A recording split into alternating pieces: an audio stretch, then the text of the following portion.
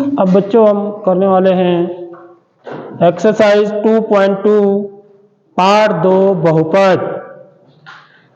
इसका question number second का third part, question number second का थर्ड वाला पार्ट है। आपको शून्यकों का योग दे रखा है 0 और शून्यकों का गुणनफल दे रखा है वर्गमूल 5। क्या ज्ञात करना है? बहुपद निकालना। कौन सा? द्विघात बहुपद। ठीक है, तो माना ऐसे लिखते हैं, शुरुआत ऐसे करेंगे हम पेपर में जब भी। माना अल्फा तथा बीटा द्विघात बहुपद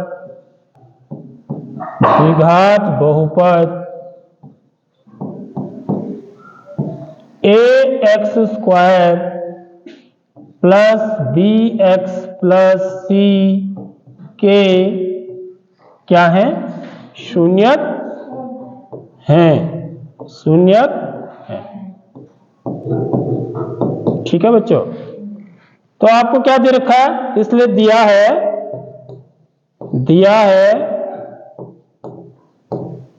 अल्फा प्लस बीटा बराबर 0। ठीक है, और अल्फा गुणा बीटा बराबर वर्गमूल 5।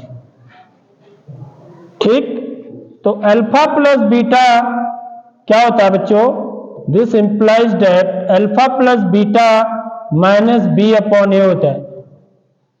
ठीक है, इससे तुलना करने पर अल्फा प्लस बीटा जो शून्यकों का योग होता है वो माइनस बी अपॉन ए के बराबर होता है।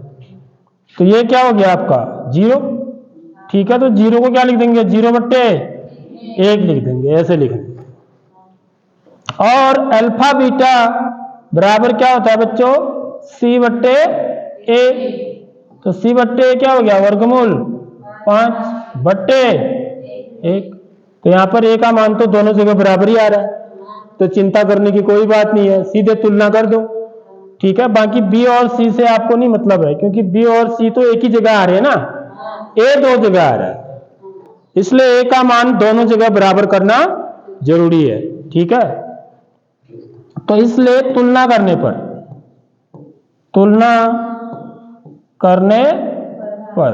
करेंगे आप, तो a की वैल्यू कितनी आ रही है बच्चों? a की वैल्यू 1। हर अंश की तुलना अंश से करेंगे, हर की तुलना हर से। तो a बराबर 1 हो गया, b बराबर 0 हो गया सीधे। ऋण b बराबर 0 है तो b बराबर भी 0 होगा। देखो, ऋण b बराबर 0 है तो दोनों पक्षों का चिन्ह बदलेंगे, तो b बराबर ऋण 0। कई बच्चे ऐसा भी कर देंगे। तो 0 का चिन्ह जो होता है ना, कुछ भी नहीं होता है, समझ रहे हो? ऋण 0 कभी नहीं होता है, 0 का कोई भी चिन्ह नहीं होता है, न धन चिन्ह होता है न ऋण चिन्ह। तो इसको b बराबर क्या लिखेंगे हम? सीधे b बराबर 0 लिखेंगे। ठीक है, तो b की वैल्यू 0 हो जाएगी और c का मान कितना हो जाएगा बच्चों? वर्गमूल 5। इसलिए मेरा बहुपद क्या हो जाएगा? यहां रख देंगे वैल्यू, समझ रहे हो बात? तो बहुपद क्या हो जाएगा?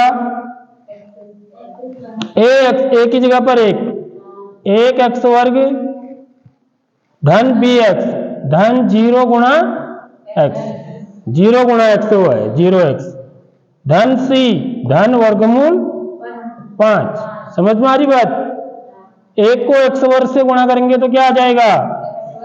x वर्ग। 0 से x को गुणा करेंगे तो 0। 0 से किसी भी संख्या को गुणा करेंगे तो 0 ही आएगा। तो ये तो पूरा 0 हो गया। ठीक है, तो क्या बचा? धन 0 लिख दो, चलो, धन वर्गमूल 5। समझ में आ रही बात? तो ये कितना हो जाएगा बच्चों? x वर्ग धन वर्गमूल 5। तो ये मेरा क्या हो गया? आंसर हो गया। तो ये द्विघात बहुपद होगा। समझ रहे हो? द्विघात बहुपद किसे बोलते हैं? जिसमें चर की अधिकतम घात 2 हो। तो अधिकतम घात 2 है ना, तो इसलिए द्विघात बहुपद है। आगे बात समझ में?